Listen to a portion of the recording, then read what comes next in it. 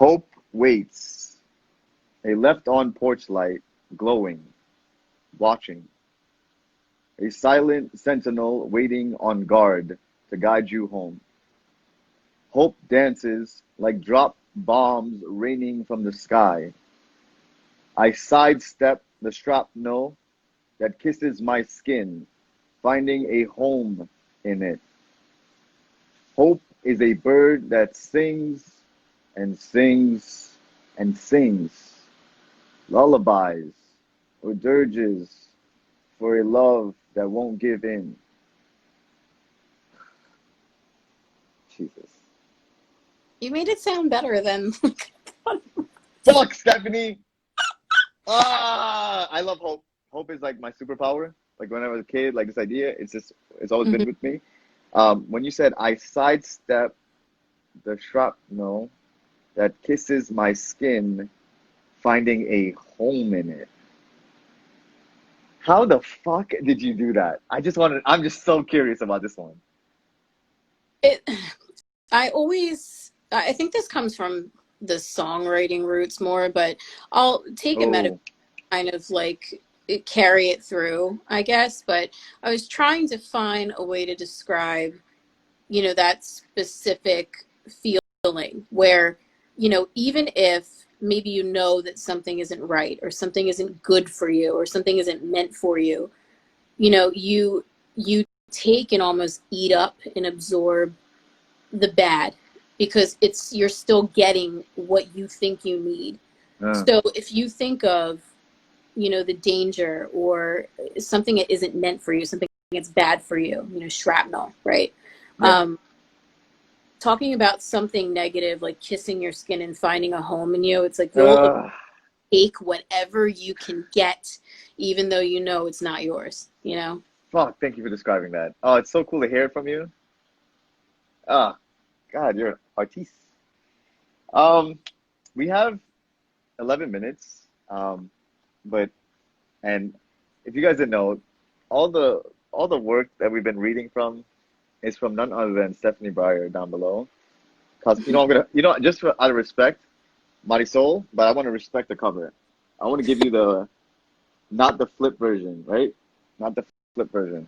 I'm Mhm. gonna respect that. I've never done that except for Marisol.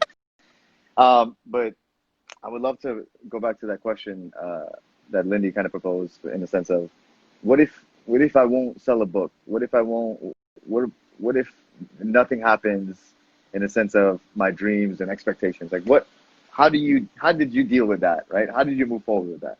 I'm a I call it a recovering perfectionist. I don't know that I'll ever be cured of it, but I forced myself because that's what I have to do in order to get through things like this.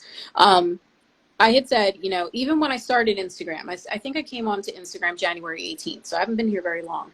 But I had said, from the very beginning, no matter where this goes, I don't give a fuck if it doesn't sell a single copy, except to like my mom. I didn't care, if anyone ever bought it. It's like I did it anyway. Like I saw it through.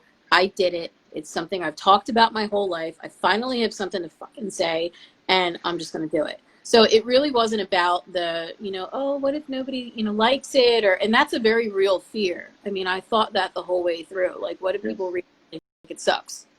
But at the same time, you just do it anyway. It's like you hit an override switch. And I know that's really hard because I've gone Mm, almost 35 years now, never really feeling like enough. And it's not because of anything that anyone's ever done or said.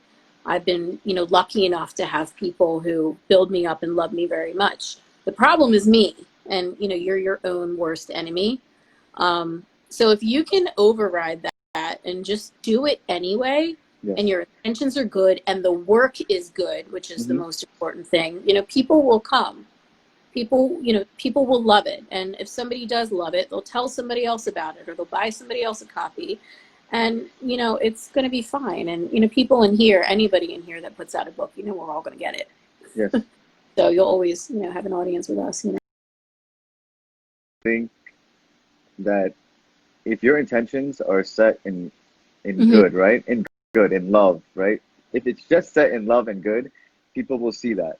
They will see that, right? And the results of an experience does not define you, in the sense of, if I sold 100 books, that means I'm better than I was before I sold 100 books. No, like the deepest feeling is that if you can go in with the intentions of, like how you said, like to create your book, right?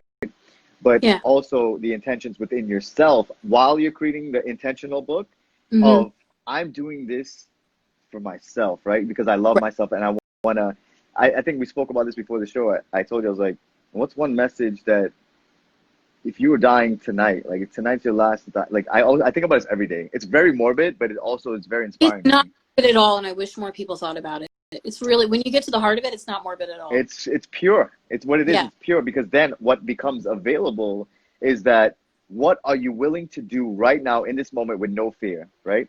And Right. that your truth becomes available. And when your truth becomes available, it's unstoppable. Exactly. Yeah. So Yeah. that would be my experience, as not as a writer, but in the sense of fear and the idea of like your intentions. Because I love where your mind and your heart is. So it's so beautiful, like, Yeah. to listen to that. Yeah. We have 7 minutes left. I just want to, before we get on the outro, thank you for everything. I'm just going to say everything. Everything from the book, from showing up, for getting ready, taking the time today, to pushing past 2018, for not deleting your account, for being so open and vulnerable, because it's a courageous look. And I don't think it gets enough love, in the sense of, when people open and vulnerable. I think throughout our lives, maybe my experience as well, is that people are like, oh, don't, you're too emotional, or you're just get over it, right? This idea, right? And I love that. I love showing attention in the best way when people are vulnerable and open, because I know how inspiring that is for me Yeah. personally. And then if it's inspiring for me, I know it's going to be inspiring for somebody else. Just like how, a poem that you chose in the book, you're like, oh, I fuck with this one. Like, there had to have been a couple, you're like, yo, I fuck with these. Yeah. Yeah. There are. Sure. Because you are always going to be your first guinea pig. You will always be your first guinea pig, right? And Mm-hmm. if it hits you hard, it's going to hit somebody else hard. It might not be everybody, but it will hit somebody. And I think the key to I life think is it might not be everybody. I think that's, yeah, that's important. But, the maybe hard. there's at least, you waving at. um, I think what you're saying with the everybody, not everybody. When I became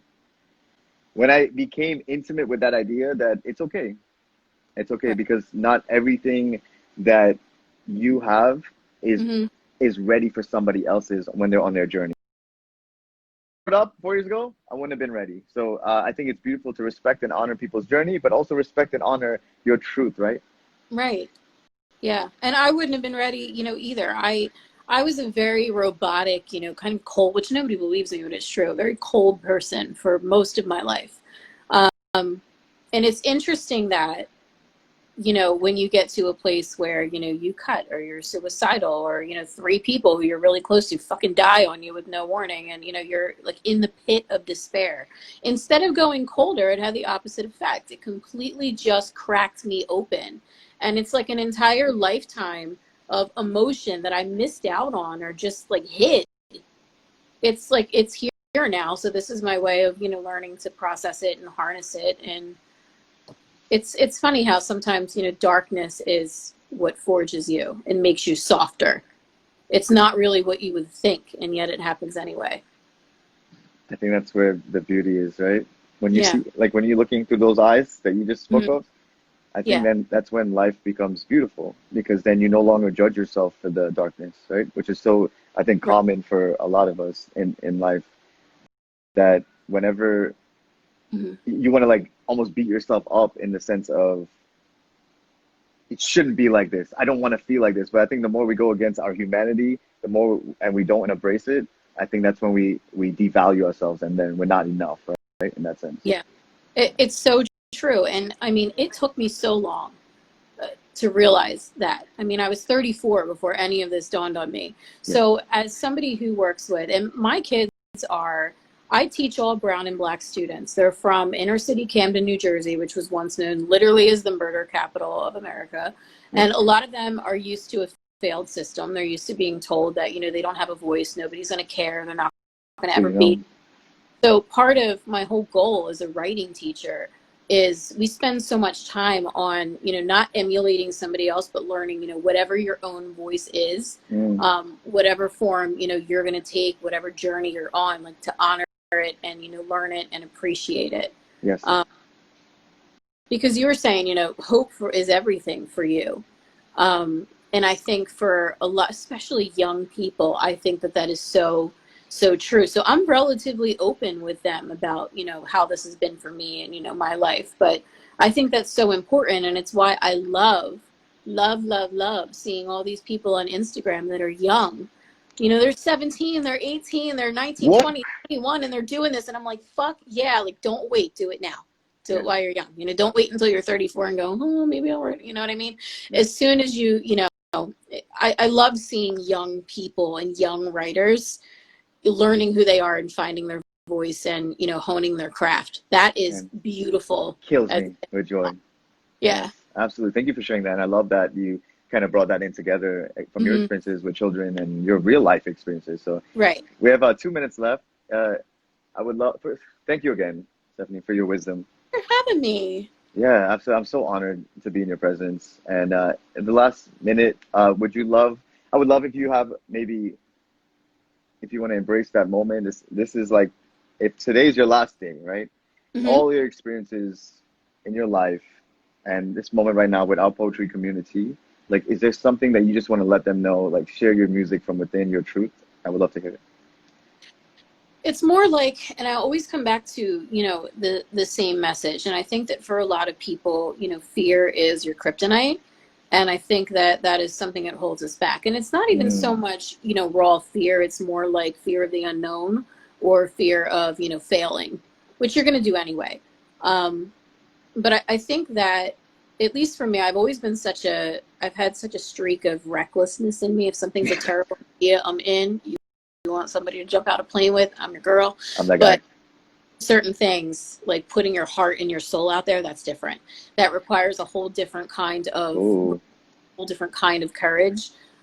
You might as well have somebody cut open your chest and like yank your heart out every single day, because it's so easy to shut it all down, which is what I've almost done so many times.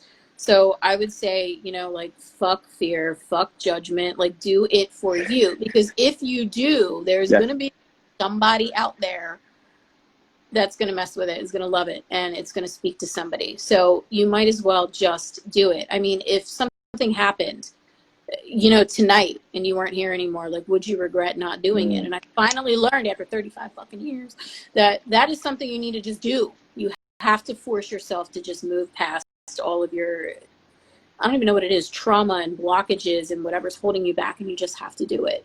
You have to force yourself sometimes.